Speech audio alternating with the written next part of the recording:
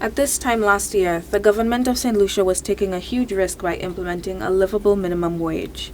The move was thought to be fraught with difficulty, but by the summer of this year, the government is building on its success by paying summer salaries for contract teachers for the first time. Last week, in a bold move meant to protect over 600 Ssdf caregivers from being easily fired, the government elevated the status of that group of contract workers.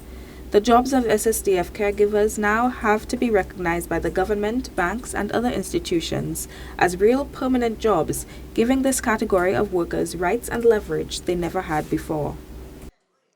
For years, we were contract workers, committed yet treated as temporary. We lived through uncertainties, contract breaks without pay, and the looming fear that our livelihoods could be taken away at any moment. Workers of this category are often happy just to have a job. However, they have lived in a state of uncertainty that makes it difficult for them to leverage their position to make progress.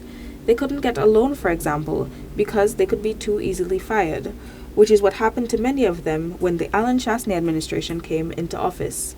For many of them, that uncertainty metastasized into fear, which was expressed at the ceremony. That fear became a reality when under an Alan Shastney-led administration, many of us were abruptly dismissed. No compassion. From footpaths in muddy communities to the minimum livable wage, the St. Lucia Labour Party has repeatedly insisted that the layers of measures it has taken are meant to bring dignity to the working men and women who are too easily neglected by economic policy. 600 of you who are providing care, getting 1 month break. Consider where yon l'année ka passe, mais ou même ni pour pas travailler pour yon mois à dans l'année. Kotska still vin mado, Lucile ka still vin mado. Tout le monde ka vin mado. The Prime Minister say that is not dignified.